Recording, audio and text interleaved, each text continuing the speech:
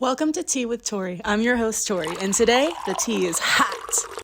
All right, you guys, what's up? Welcome to another episode of Tea with Tori. I am your host, Tori, and I have a very lovely guest here today. I have Olivia.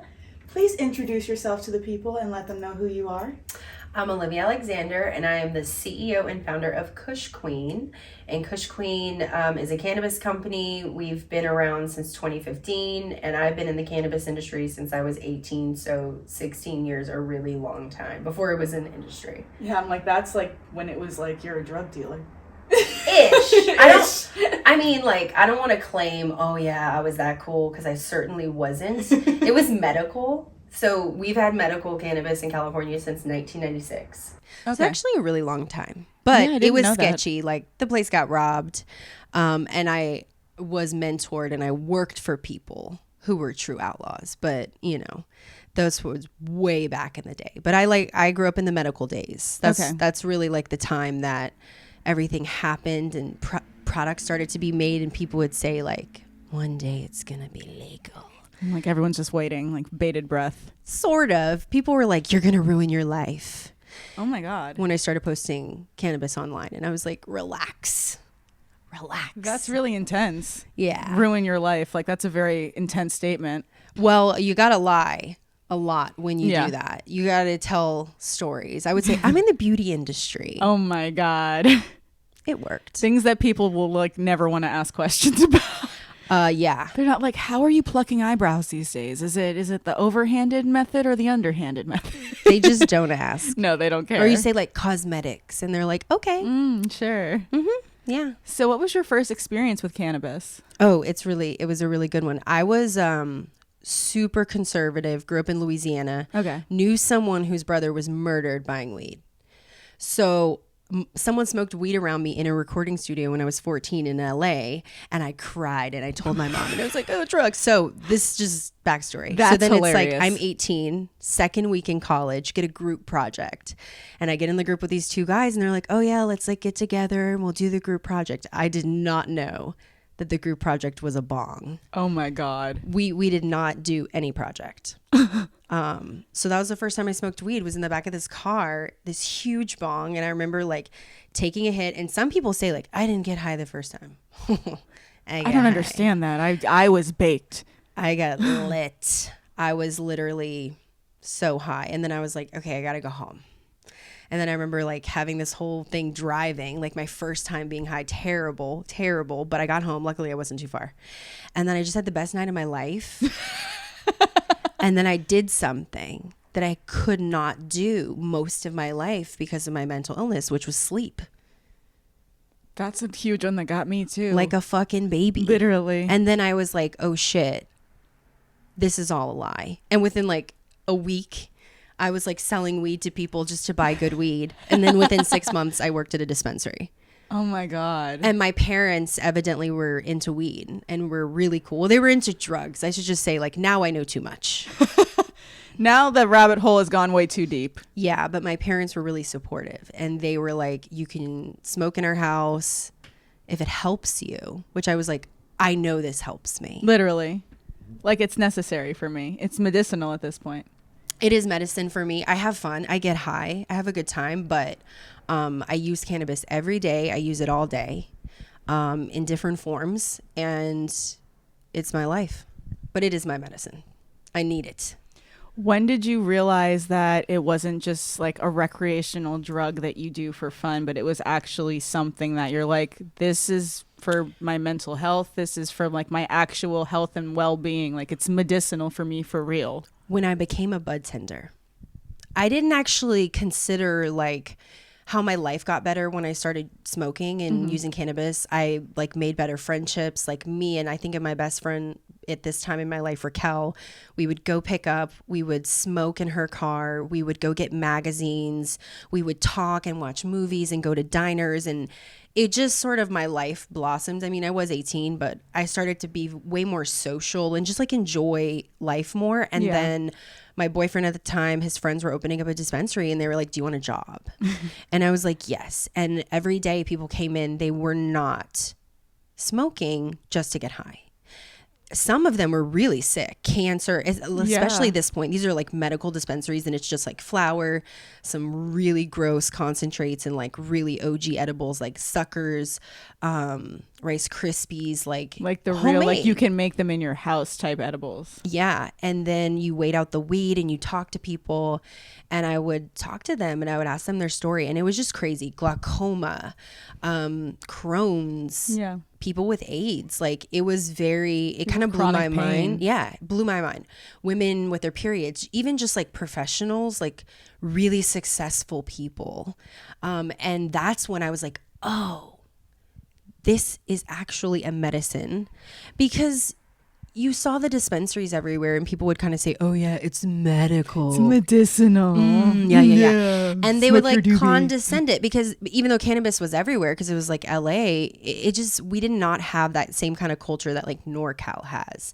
And we certainly were kind of not bastardizing, but in a way we were like the plant. And so after that I knew. And then of course, like it wasn't until another 5 or 6 years that I was like, oh, there is an actual way to approach this for wellness. Sure, I can smoke. Sure, I can, have a joint here and there. But if I make these types of products that don't exist and I use them in a certain way, I can actually get off medication. And that was like a big thing for me, because if you're on meds, that's cool. My brother's on meds. My mom's on meds. I support plenty of people on meds. I support doing whatever is going to help you live your best life. It did not help me live my best life. I was worse, and I was doing everything that they were telling me. I got sober.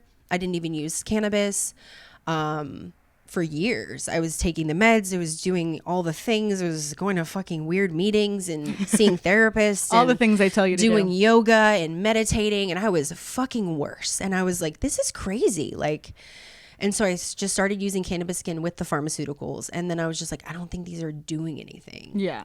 And then that's when I was able to wean off. Now that was crazy, but that's when I developed Kush Queen. Literally, I was weaning off of 8 years of like meds. How was that? Awful, terrible, no good. Just your body is addicted. I didn't know that. That's literally what my first thought was. I It's like swear to you God. literally went through like for real withdrawals, like drug addicts go through in movies and shit. They did not. I They swear don't tell to you that because they're like they want you on it for the rest of your And life. They're that's not what about to tell you that. They told me that. They're like, you have to be on this forever. Yeah. You can never get off these. It's very meds. beneficial for them. And then when you tell them you want to get off, they're like, oh my God. Your life's gonna you're gonna explode, or it's gonna be the worst thing ever if you get off these meds. Yeah. They're the only things keeping you alive. Exactly. And so then I did. Well, I actually got pregnant and I had to have an abortion. Oh my God. I'm sorry. It is okay. It is it's on the pills.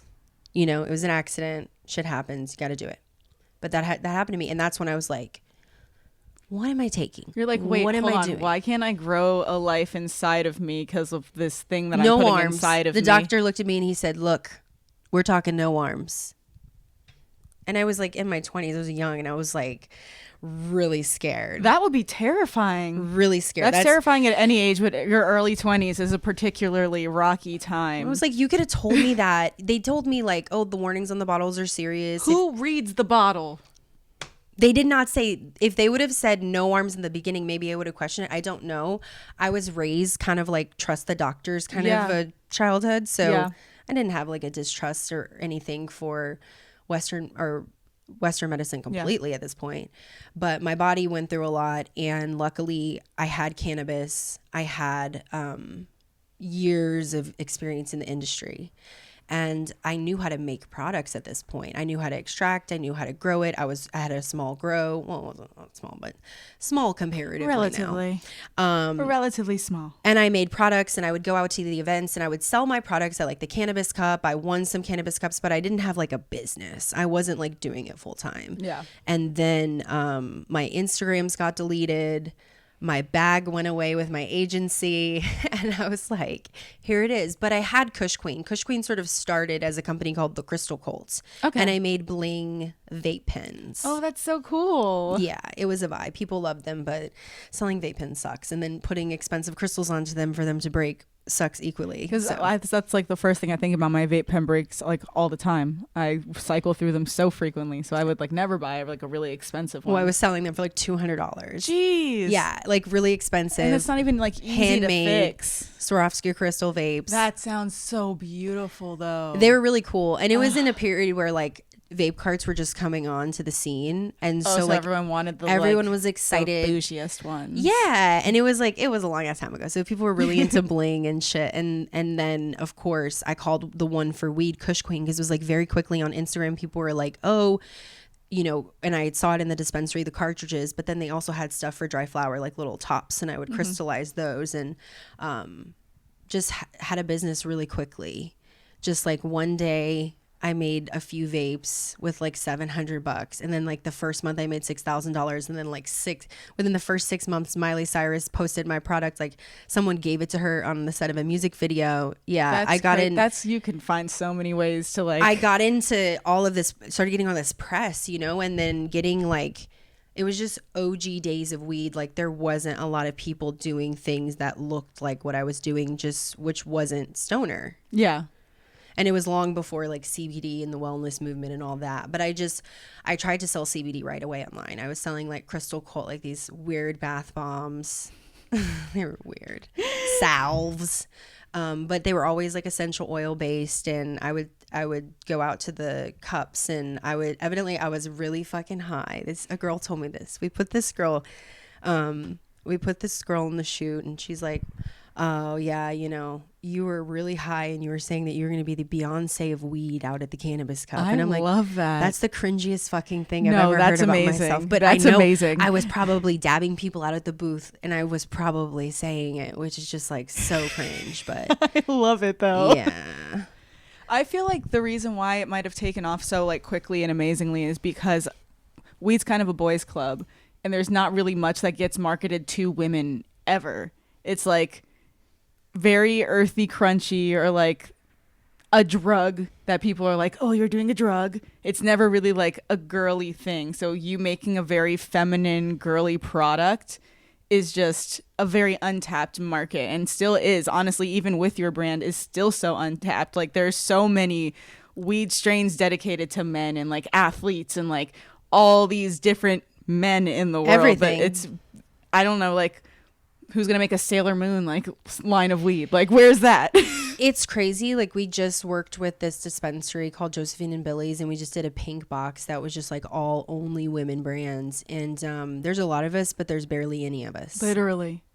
And when you think about how many experiences there are, and also just like how many products you could make, and you can't make every product. A brand can't make every product either. Nor should you. It's gonna water down what you do. And then you look at the industry, like I've been posting about it for years. Like I have this one picture that's like the sum of my whole career, which it's back from like, I think like 2013 or 14. And I'm a woman on a panel of men, you know? And I mean, it still happens. Like I told someone the other day, I was like, I can't believe I had a board meeting only a few months ago with a company who is doing good things for me, but it was a room of men. I was the only woman in there. And that's so normal. It's 2022. What the fuck? Like, really, we're still here, but we are. But it's really crazy because if I hadn't seen other women in weed making products, like literally, it was a moment at the Cannabis Cup. I saw this woman, she won an award, and I was like, I gotta just do it. I know how to make shit. Like, that's what we do in my family. Like, we make shit. Yeah. My mom's like, that's what she's great at. And so I was like, that was my moment. And I think like that's why it's important that we all work together too in the industry, because you know, it's a really tough place. It's a really tough business. I know people think like, yeah, you guys are high, it's stoners, but it's really hard, especially the legal market. We get high to deal with it. And then the way that you just get shut down with everything all the time. Yep. Literally all the time. Even when good things happen to you, some things can happen. Like yesterday, it was 420. We're doing a giveaway with Uma Beauty, a beauty brand that I love, an inclusive beauty brand. They're in Ulta. The giveaway goes up. It's going great. I'm excited to work with them. I wake up this morning, the giveaway's gone. Their legal department said to take it down.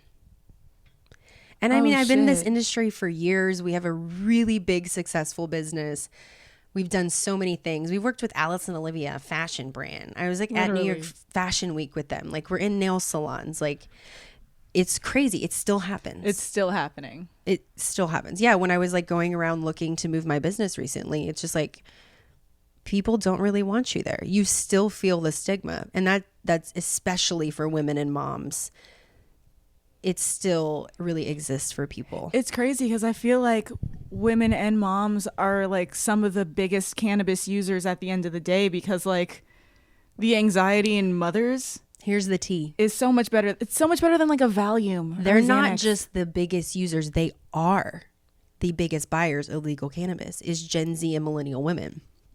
So it's really interesting that we have this male dominated industry that is literally run by men. Like most of the companies that you're shopping in their dispensaries from here, even in Canada it's worse. It's basically all men over 50 who own these companies and a significant amount of billionaires. I mean, it makes sense. Like, who would have the money to gamble on a business that can literally disappear in the blink of an eye with one legal action? Yeah. You know, like who's throwing that much money into something? Either you love cannabis or you have a ridiculous amount of fucking money. Well, and think about who had the money to get the laws changed. Yep. Rich people. Yeah. And even if they weren't involved in the industry, like the period, because I was in the industry, like 2017 to 2018, when people knew it was going to happen, the amount of people who joined the industry who were rich or who had Harvard degrees and never smoked a joint in their life, Wall Street bankers. There was a group who came and they started a vape company, which everyone knows now, Dosis. Mm-hmm. They called it Humboldt, which is like a very famous place where like very famous weed is grown and it's taken extremely serious. And the last place you want to piss off is Humboldt, like where these people are and these types of people. And they called their pen that, but they were literally from New York City and they were a humongous like marketing agency or something. And people literally forced them to change their name. That's crazy. Yeah. But it's like, it was just crazy. Like all these people one day showed up to be a part of the legal cannabis industry, but they had no interest or assumed no risk before. And they didn't even like cannabis. They never even smoked it. Literally. And then they thought they were going to sell it. The good thing though, is a lot of people have lost their ass. People won't talk about that. They won't cover it in the media. They won't show it. But these people, they've come and gone. Or they've sold their company. Some of them are still here. And then more arrive every single day. Yeah. And the companies get bigger and scarier. Yeah. Because now everyone wants a piece. And with New York, I mean, New Jersey legalized, I think like yesterday, you could see like crazy lines. And then New York's coming online and it's like sharks. It's literally, it's like they're foaming at the mouth. It's really crazy. Big tobacco. The only people who, I mean, it's happening. Pharma. But the pharma industry, they're like, they do not know what to do with cannabis because the more cannabis you use, the less pharmaceuticals. Yeah. That's the thing is like, I feel like people didn't really realize that is like, I think I saw some statistic that like the pharmaceutical companies had lost like $3 trillion at this point, like because of cannabis. So it's like, why would it, and they control so many laws, so why would they want cannabis to be legalized unless they could figure out a way to be involved? They're the ones who put all the pressure on the banks to not work with cannabis companies. Of course. And they do all kinds of crazy things. And like even the conspiracy theory, like a company called Leafly, they rang the bell on the NASDAQ yesterday. The woman, there's a woman CEO there. Oh. She rang the bell. It's a big moment. And they posted it on like social media and then they took it down. And they said that they took it down for another reason, but everyone woke up this morning. It's like my giveaway. Literally just gone. Yeah. And it's just like, that's the kind of shit that happens in weed. That's annoying. It's not like a big deal when, you know, it's the grand scheme of things, but there's still a stigma in all aspects. The banking is a nightmare. And then the worst part, there's millions of people still in jail while they build a legal industry. Literally. That's the craziest thing to me. So many people are literally losing days of their lives, years of their lives in jail, while people are literally becoming billionaires and creating generational wealth off of something that they were put in jail for. that's one of the For like reasons. dime bags, like It's people like will a say nug. it's not a small amount. I'm like, no. There's a lot. It's mainly people with a small amount. I'm talking like not even enough to like fill like a bowl. Also, like really gross stories. The people that really it breaks me are people who are veterans, people who fought for our country, and then they came back and they had PTSD and they're literally in jail right now. Yep. And it's really bizarre. And then people can say whatever they want to say, but I was in the industry long enough to know that people will say like the cannabis industry is racist, and people will say no, it isn't, and I'm like, yes, it is. It is. It is. People want to say it isn't. Why is it classified like cocaine? But it is. And then the history, I mean, I just wrote a book. It's the Essential Guide to Cannabis for Women.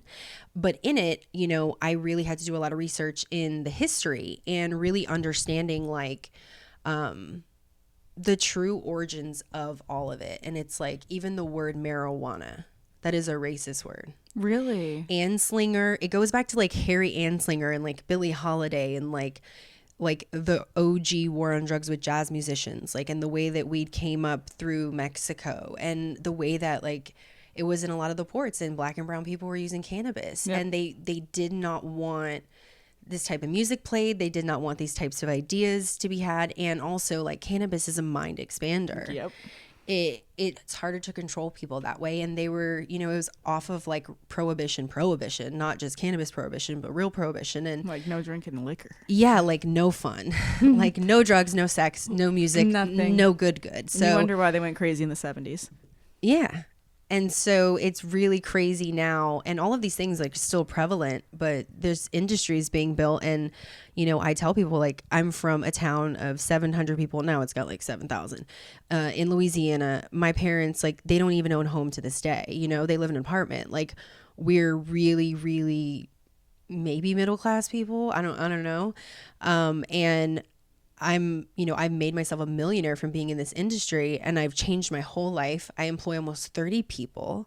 I have employed my mom for like over 10 years. And it's just like crazy to me that people don't see the opportunity. And also like, because cannabis has healed and touched my life so much, it's like, why would you not want to share that with people? And I know there are so many people driven by that too, and they can't make it. Literally.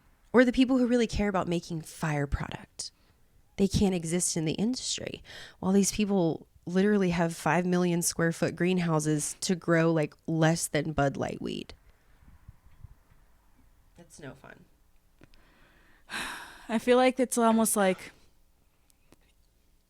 you can relate it kind of like to fashion, where it's like the Fashion Novas and like the freaking Amazons and the Sheins and all those places have taken over like the little boutique places. Like there's designer weed and then there's like Fashion Nova weed, but there's not really like boutique, like someone really cared about this weed and took care of this plant. I mean, there was. There are people here and there, but you can't grow enough of it. The volume can't exist. The companies, the license, you know, like that's what they did is like to get a license, you need to spend tens of millions of dollars, sometimes like $50 million. To have a dispensary, you have to pay for the location first before you even get the license.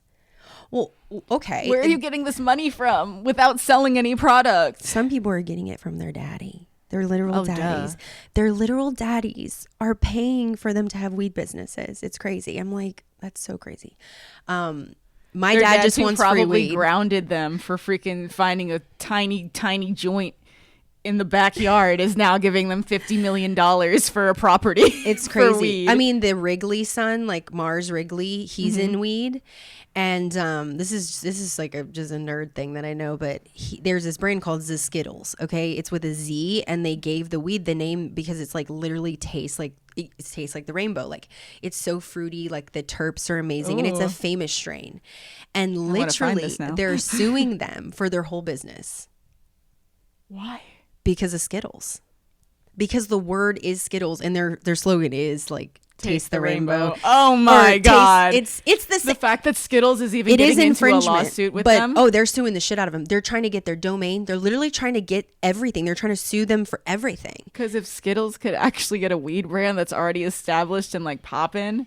Crazy. Well, and it's that the son, he invested like $40 million into some cannabis businesses, and I think he was like going around meeting people in the weed industry, and they were like, oh, Mars Wrigley Skittles, oh, have you tasted the Skittles? It's the best strain ever. And it's just like crazy. I'm like, wouldn't it be something if like this kid ends up with the brand like of one of the best weeds in the entire industry, all because these people like literally did infringe upon their trademark? Because people were like, it's not gonna happen, like they're not gonna win the lawsuit. But I had a trademark lawsuit against Dan Bilzerian. Oh shit, no way. Yeah. And we didn't go to court. He just paid me. But he called his brand Ignite. Mm-hmm. And I owned, my lube was called Ignite. Oh shit. And I had the trademark in California in cannabis. And then he started selling Ignite Cannabis. And then he started literally marketing my product everywhere with these billboards. These billboards with like sheep, these like hot girls. And like his brand is sex, right? Yeah. Okay. So, but he sold a CBD toothpick and like, and you're vapes. selling lube. So people started buying the lube, not knowing anything. And he started, like, my sales started going through the roof. And like, then thanks. My lawyers like started building this case of like all these pictures in dispensaries where it's like my lube, their logo, people being confused, people thinking we're affiliated. And then they were like, this is like a woman-owned brand. Like, she has no affiliation. And then we had the trademark because one of the things I built Kush Queen off of was that I somehow got a trademark from the government way back when for these categories for Kush Queen. No way. And so my lawyer always saw that of like value for the business. So when you could get cannabis trademarks, he got them like the first day you could file them. And so it was this whole thing with Dan Bilzerian. And so I've learned a lot about the trademarks along the way because that's just how you learn is experience. Yeah. But yeah, he paid me. That's why it's just Kush Queen water-based lube now. I was like, I don't want the name. You can have Literally. it. It's tarnished, but it's Thanks just for the funny monies. because the lube is great, and then everyone loves the weed lube. No, the lube is great. Yeah, the THC lube. You know why it works? Why? Because you know how your eyes get red, or some people's eyes get red when they get high. Mm-hmm. Is it's a vasodilator, so it increases blood flow to the area, and then it's like a water-based THC. So it absorbs right into your skin. Oh, that's amazing. And it just like increases the blood flow. It's how it works. And then cannabis is an aphrodisiac. We know this. Yes, we know this. You know, this is proven. But yeah. That's why they don't want you to smoke it. The weed lube. Sometimes we're like, we're just a lube company. You know, we're just lube and bath bombs. That's all we do. It's a weird place. It smells like essential oils and weed at the same time. Our warehouse is like a Willy Wonka factory. It's a very strange place. Oh my God, I That's love it my though. home. I low-key want to come see it. It's really cool. I want to visit. One of these days I want to like, maybe when I have a bigger facility, like I want to build it behind a glass wall so people can like do tours and stuff and really come see. Cool. Yeah, because it's like we really make stuff with our hands. Yeah. And really compound lotions. And I mean, packing eighths and stuff is just whatever, but making these products and it's pretty fun. Scratch, I mean, yeah. I don't know. I think it is. No, I It's think just that's me. super cool. I'm like, I want to go see like Willy Wonka of weed products. Literally. So what do we have here today? What is this?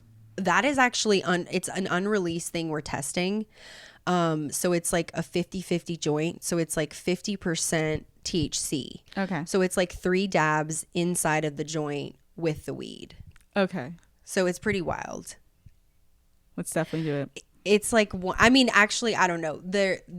This one isn't good because it was in my purse, but this is also our weed, our Bisconte, and I brought it in the mushroom pipe. Oh, amazing. And that's our new strain that's in dispensaries right now. Okay, awesome. So is there a place on your website that people can find one near them? Yeah. Okay. Well, yes, it's very Relatively. limited. I'm like, it's really limited, and we're only in California with these products, but on our hemp website, we have Delta 8 and we have smokables and products with THC in them that you can get shipped all over the country. Awesome. I'm walking the line. All right, let's smoke this. But I always tell people, I'm like, if you get drug tested, my products are not for you. Most of them. Okay. So your I products never wanna cannot get pass people- a drug test.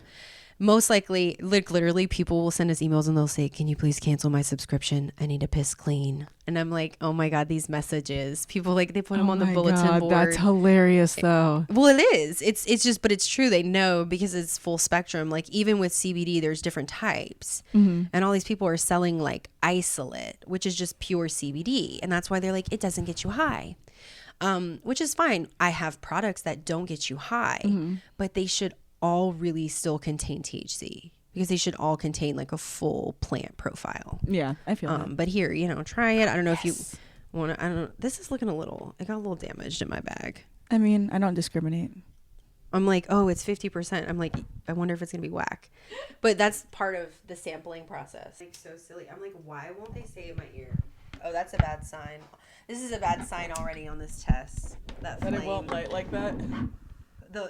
It shouldn't like flame up like that. It's a really hard thing with infused joints to not have them completely torch on fire. Yeah, I've noticed that because sometimes I'll like try to do my own like blunts and they always catch on fire. I'm like, fuck. And it's also like, where do you paint it? Do you put it inside? Do you mix it in? There's a lot that goes into it. I like to put it on the inside and then roll like on top of it. That's like the cleanest way to do it. The OG was called the Queen Scepter. I love that. It was. Ooh. You hit the infuse. My lungs. Smoking. You really are a baby. Well, I literally dabbed OG like original dabs, and it really fucked my lungs up. I smoked original vapes. We were like extracting the plant in my friend's backyard with butane in glass tubes. It's a thing called open blasting. It literally causes explosions. Okay. I'm sorry, what? My fiance would come home, his eyebrows were cinched. That's when we were like, okay, we have to not do this anymore. We're going to like blow ourselves up. But in the old days, like we did not know. We just knew of tech. You just read message boards. You just heard from people. And one of the ways that you could extract from the flower is it was open blasting using butane. That's like, there are different extraction types. That's why people will be like solventless. That means there's no solvent. But what butane was a solvent. So it extracts the THC from the plant. And then back in the day, they weren't like purging things. Like they weren't processing it.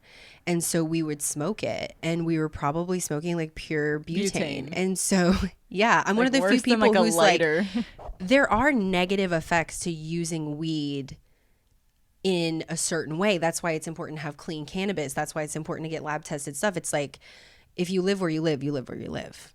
Yeah. You get what you get. Yeah. But if you live in a place where you can get it tested and get clean product, you should, because there is consequence. And then those early vape pens. Dude, the early vape pens, the ones they were finding cyanide in. Well, here's what's so crazy. If you have a residual solvent, so you have like butane that is still in the oil, and you put it in a vape cart and then you vape it, it literally, you're inhaling cyanide. That's like what you're doing. Who is at this door? I have no idea. Amazon. No, I'm kidding. It's probably Amazon, honestly. Every time I don't know who it is, I was supposed to have a delivery. It's so Amazon. That's why I'm like, it's got to be Amazon, because I don't have visitors like that. But yeah, my lungs are fucked up. I mean, I'm doing much better. I don't have to like use an inhaler anymore, but there was a period where like also I was dabbing like an insane amount. But I do actually have to smoke a lot of weed right now while we're testing all these products. Yeah. And I'm like, I know I'm just high all the time, but this is actually fucking work. I would love to be a test subject. Oh yeah. If you ever need some test dummies to all kinds of stuff. We're always trying new things. Seriously. All kinds of things. We're like nerds like that. I have all kinds of things that you could try.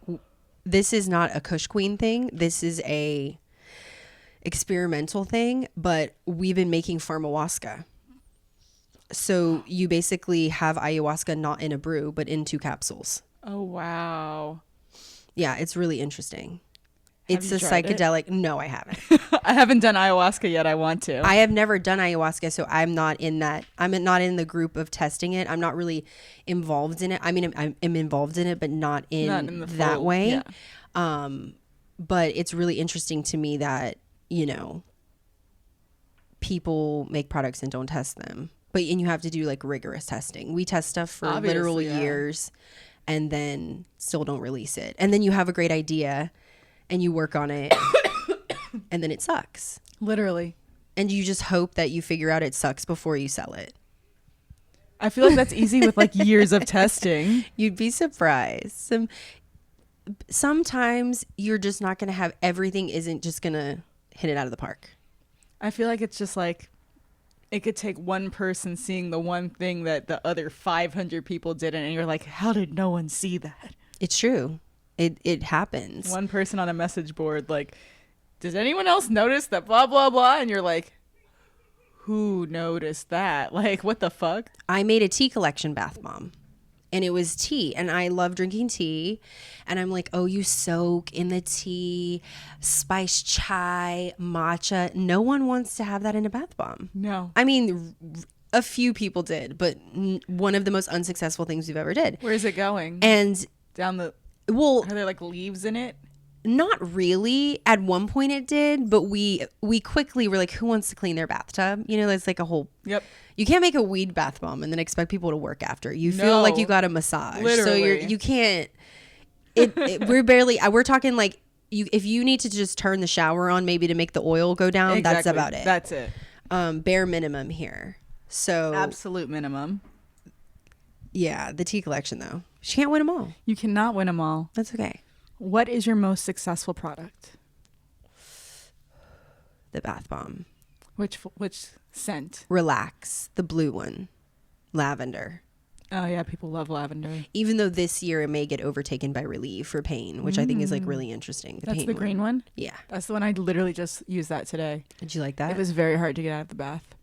Yeah, that's the point. And then I literally went to muscle work after. I go to like an hour and a half of muscle therapy. It's very intense, like sports massage. Like he literally only worked on my hips today because my hips were so bad. Like I've been very into squatting. Like I'm going to get my ass together. Actually, my ass together. Yeah. Even though I go high as fuck, but like I don't have to really think about it because the trainers just tell me what to do. I'm getting back into it. I mean, I do a lot of hot yoga, but during COVID, I definitely was like not following a good lifestyle. I did a lot of yoga in COVID, but it's honestly like the first month and a half of COVID, I didn't leave my bed. All I did was smoke weed and eat boxed mac and cheese. That was it. I drank. I made a huge mistake. Oh no, I definitely had like a shroom cannabis Oh, I did a ton of mushrooms. detox of life. Like I just did shrooms in my room. I did shrooms in my backyard and I drank. There's like, when it first happened, I literally remember like it was like 11 a.m. and I was like putting whiskey in a smoothie and I was like, You're like, we can do whatever.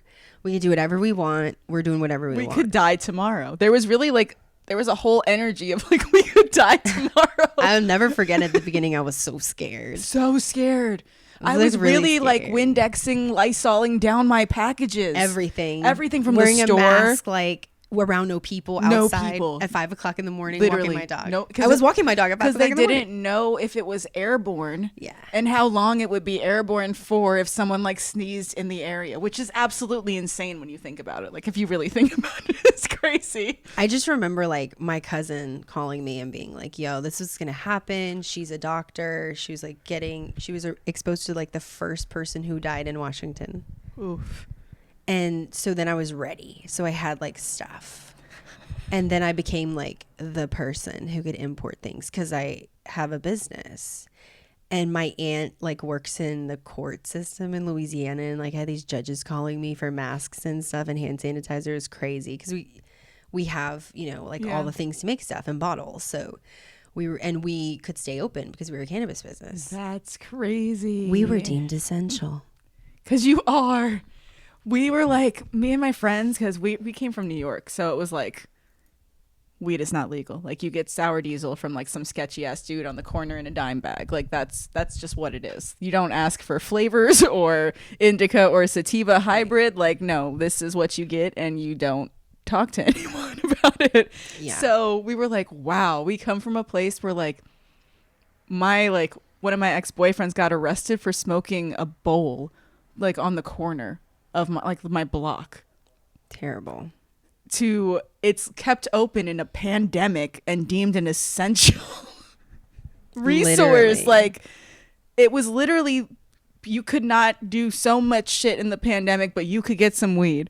And I remember in the beginning, like I was like, I gotta stock up. Like I got so much weed to try to like last out. I was like, I don't know how long we're gonna not be able to leave our house. And they were like, you can still get weed though. People were stockpiling, and then they kept the shops open. And then they were like, oh, okay.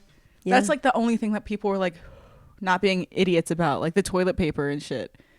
And I truly believe it's because like weed people Forgot are about so that. chill.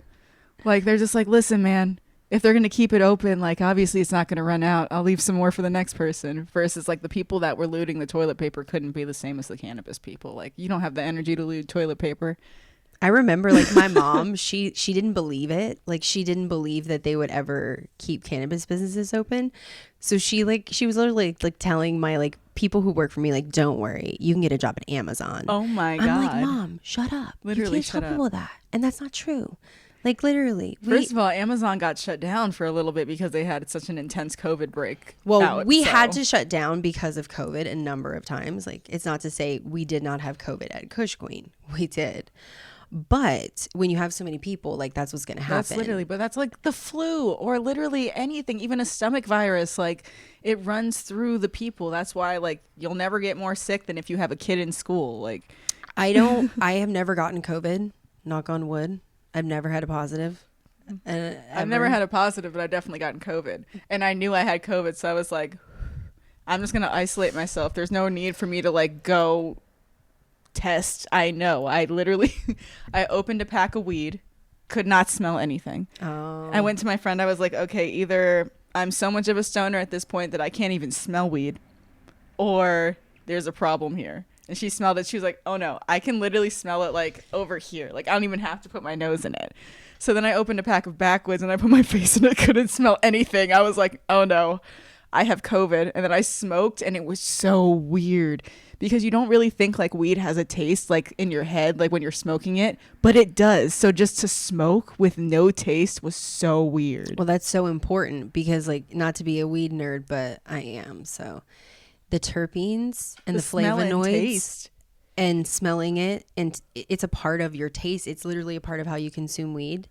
It's very like Michael Pollan of me. Like I don't know if you know who that is. He's like a food guy. He has a Netflix show called Cooked, and he teaches you about food, and he talks about like the Flavor smell and how profiles and stuff. it's connected, and it's like it's the same thing with terpenes. And I also think like when people are buying weed or smoking weed, a way to get better weed is to stop focusing on strain and the name of the strain and focus on terpene. I think in the future you're gonna like see terp profiles, and it's gonna be like really important because I think that's how you get certain highs, and people don't know that. Like, they literally don't know. And I'm like, no, like you can use terps. You have to be able to taste and smell it, like, and freshness. Yeah. That's how I buy weed.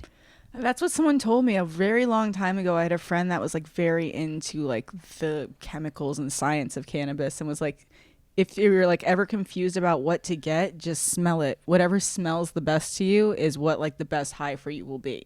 And I literally live by that. And it's been pretty true. Like whenever something smells kind of weird, like I get like a weird high. I don't know like how to explain it, but it's like I'll get kind of a little bit more paranoid or like a little bit more moody, or like something will be a little off if the smell isn't like appealing to me of the weed. Interesting. That's very interesting. I'm a huge person with like smell and taste though. I'm like a very sensory person, a very tactile person. Like when I'm like in a store like buying clothes, like I touch everything because I'm like, if this is going to be on my skin, like I need to like the touch of this. Like Yeah. I'm very much like if I smell it and I don't like the smell, like I can't eat it type thing. Oh, for sure. So I feel like that just leads into weed. I don't know if it's a psychological thing. It could be at the end of the day, but it's definitely something I've noticed. Interesting. We don't know, but it's very interesting. I just find like the most shocking thing I ever learned about weed is that it's basically as personal as like your fingerprint. Mm-hmm. And like nothing is ever the same for two people. because of our bodies and our genetics. It blows my mind. I'm And like, it can even be what you've eaten in a day. yeah. Like you eat a mango, you're going to get way more high. Yeah, your hormones. What else? There's so many things that they say can factor in. So it's just strange. How do you find how do you share like what you like when it really doesn't matter about what other people like? It's so interesting. I feel like food's the same way too. Like everyone's taste buds are different, so like you can only suggest based on like, I like this because it makes me feel like this, or because it like is X, Y, and Z. Like you may like it for a different reason, or you may not like it, but like this is why I like it. It's true. Like all humans are different and like different shit. Yeah. You can just recommend based on like, this is how it makes me feel. Hopefully you have some type of makeup similar to me that gives you the same feeling. Yeah, there are people though, it just doesn't work for them. Yeah. I think that's okay too. I feel like I feel like weed is something that really makes you be yourself and like really doesn't allow you to put up walls and like be fake essentially. Yeah. And people that tend to struggle with weed are people that haven't really become comfortable with being themselves. Because usually they're like people that are like, oh, I can smoke by myself at home, but I can't smoke in crowds. And I'm like, okay, so you can't be yourself in front of people. You can be yourself alone, which is okay. Wow. That's just something I've noticed about the people that tend to tell me they can't like smoke in crowds or in public, or like they don't like to smoke, like they get too in their head. I'm like, but what are you thinking about that you're trying not to think about? Because when I'm high, like my thoughts go to like things that I need to do and like things that I think, and like they start to go to like the world. But if it's like the world, it's like, how do we make it better? Like what's going on with you that when you smoke, like it's going negative all the time, or you're getting anxious all the time? Like why? Like what's repressed that it's bringing up? I think I do think it's like psychedelics, like setting and intention. Mm-hmm. And I think the way that you think about it also completely affects what your high is and 100%. What your experience is. It's really interesting that you say that though, because I think that's really true. I think it's the same with mushrooms. I think it's why people don't like it. Yep. Yeah, it's really sad, but I think it's totally why people don't like it. I think it keeps them away from it instead of like it's showing them something, and they're like, oh no. It's like mushrooms do it even harder. I feel like weed's like, this is who you are. Mushrooms are like, this is who you are. Yeah. So I feel like these are your problems. Yep. And these are your traumas. Did you forget about that? Let's talk about that. Let's bring that back up. Literally. You thought you were healed? That's cute. Let's go deeper. Yeah. It's really interesting. Oh, you think you know something? Here, let me show you something. You know nothing. Yeah. Have you done DMT? No. I did a little tiny bit. And when I tell you, I was on a mountain. We were like hiking into Panga or something, and you could see the water, the beach, and it went like into a forest area. And I literally got lost in it. Like just visually sitting in one spot for like what felt like 15 minutes, probably like 10 seconds maybe. But we were just all like so spaced out and so in touch with nature. And that's why like I'll do like fun drugs here and there, like party drugs, but I really am about like earth drugs. Like I love drugs that make me feel connected to the earth, because I don't feel like they are drugs. Like I feel like Native Americans were doing DMT and ayahuasca and cannabis and mushrooms, but it wasn't classified as a drug, and they weren't doing it in like a recreational way. They were really doing it to like get in touch with nature. So I feel like as long as that's your intention, it's not a drug. I feel like, well, first and foremost, I love LSD. That is my true choice in life. If I could choose, I would choose LSD always. I love it.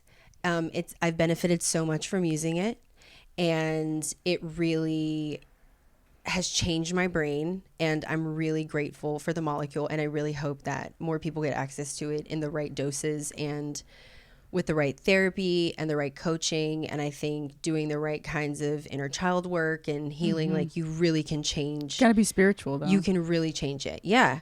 But I definitely, I feel similar things connecting with nature.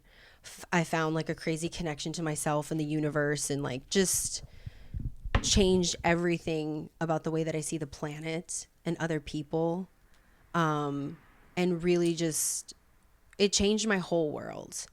But I only try to do psychedelics when I get called to or when it's right. And I just kind of vibe with it. And I feel like when mushrooms and LSD found me, because I did not find it, it just came right to me. It finds you.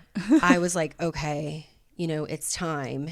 I'm ready. And so I feel like that's what's going to happen in the future. But I know a lot of people who've done DMT, ayahuasca, all the psychedelics, and they all have, you know, really positive experiences. But I think they're probably doing it in the right way. You know, it's like, I get scared sometimes because like social media and TikTok, I see stuff and I'm just like, y'all are scaring me out there. You know, Literally. We can't have nice things. You know, they fucked this shit up before really bad. They were putting LSD in the punch at parties, just like everybody. No, Candy, we can't do it. There's a place and a time, and there's ways to keep people safe. And I think also like the reality is people need it. Mm-hmm. That's been the biggest thing that I've seen like in the last like 2 years, 3 years. It's just like I've never had so many people reach out to me because of the way I share my mental health journey, because of the way my like what my company is. Like they just, and my content, like they just come to me and they like tell me like this is what I'm going through. And the crazy thing is like the sheer scale of it. Yeah. Like if the content goes to the right place, like it's overwhelming to hear these people's stories. Like it's crazy. I'm like, I don't think this is fake. I think they're real. And I think that people need access, and it's going to become the mental health, like the whole side of it is it's breaking. There are too many people, and it's not helping them. And Too many people have realized that it doesn't work. I think everything has to be approached cautiously too, because like there's ketamine everywhere now, like the ketamine clinics. And I think ketamine's a great drug, but I do think it's like really addictive. Oh yeah. And I think that it's not talked about enough, and I don't get that, but you know, I know it's helped a lot of people. So at a certain point, I just believe in like people should have autonomy over their own body. They should have access to all drugs. They should have the freedom to do whatever they want in a safe way. And the longer that they keep the stuff from people, the more people are just going to do bad versions of it. That's all that happens is people die from buying. People are going to buy drugs, but people die from buying bad drugs because they're illegal. Yeah. Usually. Like at an insane rate. Yeah. Like usually you hear about overdoses, but usually you hear about like fentanyl. Yeah. And shit like that. Well, it's so insane where it's gone. And I just keep thinking there'll be change. There's going to be some kind of change. I don't know. I mean, it's happening slowly. It's happening. Like inchworm by inchworm. Like everything's breaking in a certain sense. It was really COVID, is. dude. People were home. People were home and still making money, so they had nothing but time. And then they got the PPPs. Mm-hmm. And they had nothing but time and money. And then they got very involved. Yeah, it's interesting to see the world shift and people just like to completely freak out. But I don't know. I kind of expected it. 100%. I've always kind of felt like I was going to be in a time period where something crazy happened. Like even from when I was a kid, like something like a zombie apocalypse. Like I would always be like, something like that's gonna happen. And then like we were really locked inside from like a plague that we didn't know if it could kill us in the air. Like this is gonna sound semi-morbid, but my vision has always been like a tidal wave. Like just a huge wave coming. You and could like, have been in Atlantis in another life. And I'm like, so serious. I've seen it a million times. Like I'm like, man, this is real. This definitely happened to me in another life, or is some kind of thing. Like I could see it. Mm-hmm. And then I think about climate change, and I'm like, fuck. And then you see all this like climate change. Like now, it's just like fine. I mean, at least for me, it's in my face. It maybe some people are ignoring it, but it's heavily in the algorithm of my life. And so I'm like thinking about it. I'm like, oh God, it's just, where's this all going? But the millennials are coming into power, you know, slowly eventually. but surely. You know, people have to die. So, I mean, oops. Eventually, the people that think a certain type of way will die, and there's an overwhelming amount of people that think the opposite way that are growing up and becoming able to vote every day. Yeah. Literally every day. Well, it's a numbers game. Their time's up. The Literally. numbers do not pencil. Literally. That's what's crazy. You know, the numbers don't pencil, and it's going to happen like it's going to happen. But it's definitely, I want people to have access to psychedelics because in plant medicine, because I think it can help them. And even CBD, like full spectrum CBD, like it is an anti-inflammatory. Mm-hmm. It's the start of so much disease. Like everyone's like putting so much shit in their bodies. Like I'm not perfect. I'll say that. I grew up on Taco no one's Bell. perfect. Like we did not grow up eating fresh fruits and vegetables in my family. So I just really believe in CBD, and I think it's about preventative medicine. Like I really think that people need to really come to understand that you got to take care of your wellness, your mental health, your physical health, your heart, your family. You've got to stay like, you've really got to stay in charge of your own. That's what wellness is to me, at least. Mm-hmm. People don't understand, but that's what wellness is to me. I mean, a lot of people understand what I'm saying. I'm just like, you know. I feel like anyone that is this far into it definitely would understand what you were saying. I'm high as shit. No, same. I'm like, this is pretty strong. I think, what have we hit? Oh, wow. An hour. We did it. We did it. We made it here. We made it I hope here. it wasn't too weird. No, I hope it was extremely weird, and I hope you loved every minute of it. So please let the people know where they can find you online. Okay, Kush Queen Shop. That's our hemp products, and Kush Queen Cannabis is our cannabis products. I'm the Liv Alexander on Instagram and TikTok, and you know, all the places. All the places. And as per usual, I am Tori. Thank you for watching Tea with Tori. I'm back every Wednesday. If you want to find me online, I'm Tori212 Green on all platforms. Tea with Tori podcast on Instagram. And I will see you guys next week.